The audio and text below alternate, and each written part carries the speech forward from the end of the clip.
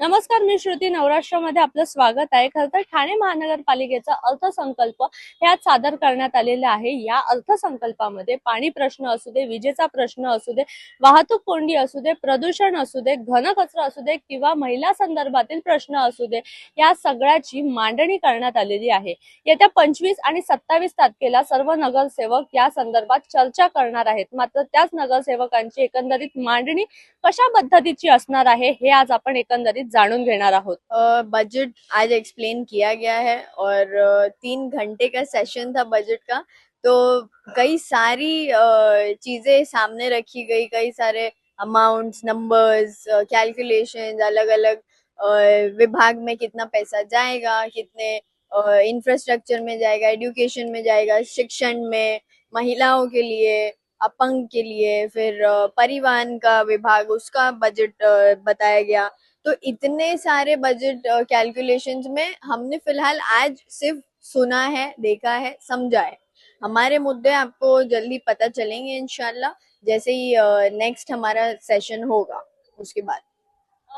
जो आज बजट सादर हो गया है उसमें कौन से ऐसे मुद्दे थे जो आपको नहीं पसंद आए? क्योंकि डेवलपमेंट हो, ट्रैफिक हो, स्पेशली पानी हो, आप महिला हो तो पानी का प्रॉब्लम आपको पता ही होगा। Correct. मुंब्रा में बहुत ज्यादा पानी की दिक्कत है। देखिए, जिस हिसाब से बजट पास किया गया है, मुझे ऐसे कहीं ज्यादा लगा नहीं कि हमको इस पे आवाज उठानी चाहिए कुछ, क्योंकि हमने अभी तक उसको स्टडी नहीं किया है।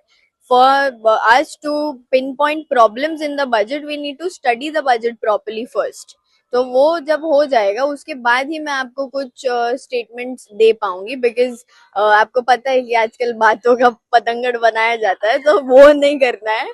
तो इसीलिए बजट को अच्छे से पढ़ेंगे, देखेंगे हमारी जनता के लिए सुविधाएं सही तरीके से दी गई है कि नहीं, और जिस तरीके का बजट माशाल्लाह आज पेश किया गया है हमारे आयुक्त सर ने, और ये परिवहन के जो डिपार्टमेंट के हेड है उन्होंने मिलकर 3 घंटे खड़े रहकर बजट एक्सप्लेन किया है पूरे प्रेजेंटेशन के साथ। तो प्रेजेंटेशन भी बहुत अच्छा था, उनका एक्सप्लेनेशन भी बहुत अच्छा था, लेकिन अब इम्प्लीमेंटेशन का वक्त है, क्योंकि बातें प्लानिंग तो कई सालों से होते ही आ रही है, वो भी करते, हम भी करते, बट बातें कम करके काम करने का वक्त है। तो देखेंगे कि ये बजट कितना इफेक्टिव और एफिशिएंट है हमारे लोगों के लिए। खरं तर आजचा जो अर्थसंकल्प जो आयुक्त साहेबांनी मांडलेला आहे तो अर्थपूर्ण असा होता आणि खूप सगळ्या गोष्टींमध्ये त्याचा समावेश केलेला होता। त्याच्यामुळे खूप चांगल्या रीतीने आजचा हा अर्थसंकल्प मांडला गेला आणि जवळजवळ 3 तास याच्यावरती त्यांनी भाष्य केलेलं आहे आणि हे भाष्य त्यांनी करताना पूर्ण ठाणे शहराचा जो विकास आहे त्याचा विचार केलेला आहे। त्यामुळे एक परिपूर्ण असा अर्थसंकल्प आज या ठिकाणी सादर केलेला आहे। येणाऱ्या सभेमध्ये तुमचं नियोजन कितपत काय असणार आहे, मुद्दे काय असणार आहेत? आता खरं बघायला गेलं तर हा संपूर्ण ठाणे महानगरपालिकेचा अर्थसंकल्प आहे, परंतु आम्ही जो विचार करतो तो प्रत्येक आमचा जो प्रभाग आहे त्याच्या दृष्टीने विचार करतो आणि त्याच्यातल्या समस्या या आम्ही प्रत्येक ठिकाणी मांडत असतो आणि तशा प्रकारे आम्ही इथे आमचा जो काही विषय आहे तो मांडण्याचा प्रयत्न करणार बजेटच्या माध्यमातून। 25-26 तारखेला यावर चर्चा देखील होणार आहे।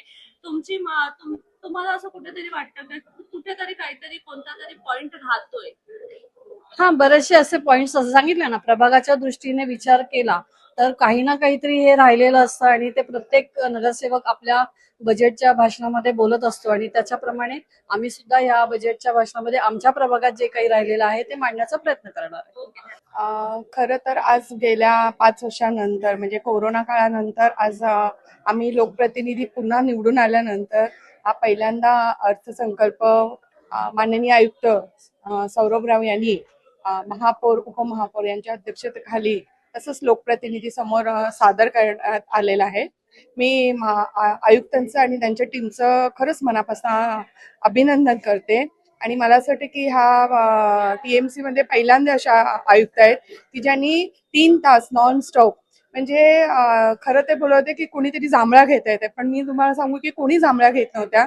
उलट नवीन जे लोकप्रतिनिधी निवडून आलेले आहेत ते खूप म्हणजे ध्यान देऊन ते सगळं ऐकत होते आणि ही त्यांची कळा असेल मला असं वाटतं की ते व्यवस्थित अर्थसंकल्प खूप बरं वाटलं की 2000 कोटीमधनं चालू झालेला म्हणजे 10-12 वर्षामध्ये आज 6221 कोटी पर्यंत गेलेला आहे खरं तर बघायला गेलं तर माजी मुख्यमंत्री आणि आताचे उपमुख्यमंत्री ह्यांचं ह्या अर्थसंकल्पामध्ये खरं तर खूप सिंहाचा वाटा आहे. कारण आज त्यांनी ठाणे शहरासाठी भरपूर तरतूद करून दिलेली आहे राज्य सरकारच्या मदतीने. आणि त्यामुळे हा अर्थसंकल्प बघताना असं एक स्वप्न वाटत होतं. बरीच कामं 20%, 30%, 70% झालेली आहेत. पण एक ज्येष्ठ लोकप्रतिनिधी म्हणून मला असं वाटते की जे खरं पाणी आणि ठाणे शहराला लागती ट्रॅफिक आहे त्याबद्दल तेवढी डिटेलमध्ये नाही चर्चा झालेली आहे. जरी आयुक्तांनी सांगितलं की 621 590 MLD पाणी मिळतंय आणि आपली गरज आहे 621, फक्त 31 MLD आपली कमतरता आहे. पण जर आज तुम्ही ठाणे शहरामध्ये बघितलं तर ती 31 नाही आहे, त्यापेक्षा जास्त आहे. आज ठाणे शहर जर तुम्ही बघितलं, स्पेशली हा घोडबंदर रस्ता ह्याचं म्हणजे दिवसांदिवस ते वाढत चाललेलं आहे. आणि त्याचप्रमाणे पाणी आणि ट्रॅफिक हा खरंच मूलभूत सुविधा असणं माझ्यासाठी तरी मला असं खूप गरजेचं आहे. आणि त्यावरती अभ्यास करून त्यावरती चर्चा करणं खूप गरजेचं आहे. ह्या विषयावरती मी पण पूर्ण अभ्यास करून काही सूचना देणार आहेत. पण जरी आज लोकांना म्हटलं तरी लोकांना सुविधा आवडतात, पण सुविधा दिल्यानंतर त्या सुविधाचं संरक्षण करणं हे पण महापालिकेने त्याच्यात काही तरतूद दिलेली नाही. मी साधारण तुम्हाला जर एक दाऊ तर विठ्ठलाची मूर्ती हे केलेली आहे, पण विठ्ठलाच्या मूर्तीचं पण संरक्षण करणं खूप गरजेचं आहे. आणि आपण आज म्हणतो की ठाणे शहर हे तलावाचं शहर आहे, जवळजवळ 37 तलाव आहेत. पण माझ्या मतेने आता ठाणे शहर हे फेरीवाल्यांचं शहर झालेलं आहे. तुम्ही जर बघितलं तर प्रत्येक ठिकाणी अनधिकृत फेरीवाले इतके वाढत चाललेले. तर ह्याबद्दल काही म्हणजे त्याच्यावरती त्यांचं नियोजन काय आहे त्याबद्दल चर्चा झालेली नाही. सगळ्यात मला आवडता विषय आले की जे डीप क्लिनिंग DCM साहेबांनी जे घेतलेलं हाती धरलेलं, आणि एक महिला म्हणून मला पण स्वच्छतेसाठी खूप म्हणजे मी खूप स्वच्छता आहे, मला आवडलं की त्याबद्दल खरेच प्रोजेक्ट राबवले जात आहेत. सरांनी सांगितल्याप्रमाणे मोर्जेमध्ये कार्तिलमध्ये आपण घनकचऱ्यासाठी खूप मोठा प्रकल्प राबवतोय. त्याचे किती टन करणार आहेत, पण हे सगळं करणं म्हणजे हे बघताना वाचताना खूप आहे. पण आज जो घनकचरा आहे म्हणजे हे ह्याच्यावरती पण चांगलं नियोजन होणं खूप गरजेचं आहे. तसंच जसं पाण्याचं नियोजन करणं आहे तसं मल निस्सारणवरती मला सॅटिस्फॅक्शन उत्तर मिळालेलं नाही, म्हणजे मला वाटत नाहीये. कारण मल निस्सारण हे खूपच महत्वाचं आहे. आणि आज ठाणे शहर हे वाढते. आज जुन्या 30-30, 35-35 वर्ष, 40-40 वर्ष जुना मल निस्सारण आहे. त्याचं आज मी 3-4 वर्षापासून होते की त्याचं नियोजन होते, पण अजूनही ते तेवढं अंमलात आलेलं नाहीये. ह्या बऱ्याच गोष्टी आहेत त्याच्यामध्ये. आणि तसं बघायला तर शिंदे साहेबांचं मी खरंच आभार, आणि तसंच परिवहन मंत्री आमदार आणि खासदारांचं पण कौतुक करणार की आज तुम्ही बघितलं तर ठाणे शहरामध्ये 3-3, 4-4 स्विमिंग पूल होत आहेत, तरण तलाव होत आहेत, परत नाट्यगृह होते. ही खरंच अभिमानाची गोष्ट आहे की आज 3रं नाट्यगृह होणार आहे 2000 सिटिंगचं. त्याचप्रमाणे कारंजे वगैरे जे लावलेले तर हे सगळ्या गोष्टी म्हणजे पुढच्या 5-1 वर्षानंतर मला असं वाटतं आमच्या पुढच्या परत टीम मध्ये आम्ही कुठेतरी खरंच सिंगापूर मध्ये आहो असं वाटतंय काय. पण हे सगळं करताना ह्याचं नियोजन करणं खूप सोपं आहे, पण त्याला सांभाळणं खूप गरजेचं आहे असं मला वाटतंय. योजनेचं झालं तर आता महिलांसाठी पण भरपूर काही योजना त्यांनी सांगितलेल्या आहेत हॉस्पिटल प्रसूती संदर्भात, त्यावर तुमचं काय विचार आहे? हो, जसं ठाणे शहर वाढते तसं आरोग्य याच्यावरती खूप म्हणजे त्याच्यावरती भर दिला पाहिजे.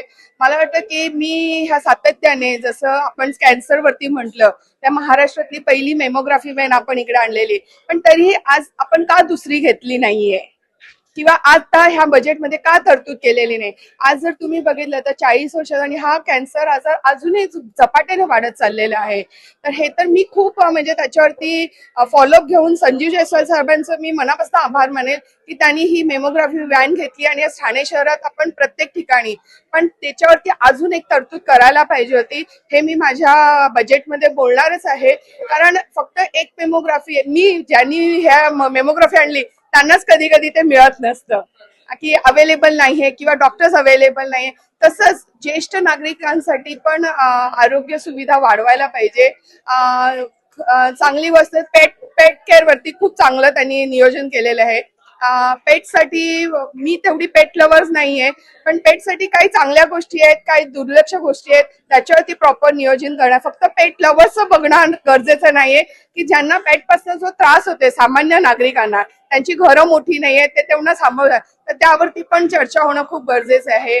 बाकी ज्या दिव्यांगसाठी आहे, तर खरं मला तर दिव्यांगवरती खूप बोलायचंय, की दिव्यांगसाठी किंवा ज्येष्ठ नागरिकांसाठी आपण जे योजना राबवते, तर खरोखर त्यांच्यापर्यंत ते पोहोचतायत का? किंवा तसं बघायला गेलं तर शिक्षण खातं पण मला थोडं अजून त्याच्यामध्ये वाढ करायला पाहिजे, की आज आपण ठाणे शहर आणि आज तुम्ही गावातल्या गेले, मला वाटते ठाणे शहराच्या शाळापेक्षा आज सिग्नल शाळेचं नाव जास्त चाललेलं आहे. तर मला असं वाटतं की का असं, आज तुम्ही बघितलं तर मुंबईच्या जवळची म्हणजे एकदम जवळचं म्हणजे ठाणे शहर, पण आज जर ठाणे शहराचं बघितलं तर आज न्यू मुंबई, आज तुम्ही बघितलं ट्रॅफिक हा विषय खूपच आहे, की आपल्याला आता बोरिवलीचं जे टनल येणार आहे, ट्रेन जे म्हणजे टनल हे वाहतूक येणार आहे, तर तिकडनं लोक बोरिवलीमधून येणार आहे. आज वाशिम मध्ये एअरपोर्ट झालेलं आहे, म्हणजे तिकडचं एक येणार आहे. घोडबंदर हे झपाट्याने वाढते, तर ह्याविषयी काहीच चर्चा केली नाही. आता बुलेट ट्रेनचं पण आपण होणार आहे, म्हणजे कुठे ना कुठेतरी वाहतूक किंवा लोकांची लोकसंख्या वाढत चालणार आहे, तर त्याबद्दल मला वाटते ट्रॅफिक वरती नियोजन करणं खूप गरजेचं आहे. आणि तसं पाणी आता टेमघर बद्दल बोलते, पण ते काळू धरणाबद्दल काहीच बोलले नाहीये, जे आज किती वर्षाचा विषय आहे. ह्या बऱ्याच गोष्टी मला असं, पण त्यांचं जे बोलणं आणि जे समजवणं होतं ते इतकं चांगलं होतं, की अभ्यास न करता पण मी तुमच्याशी आज चर्चा करू शकते.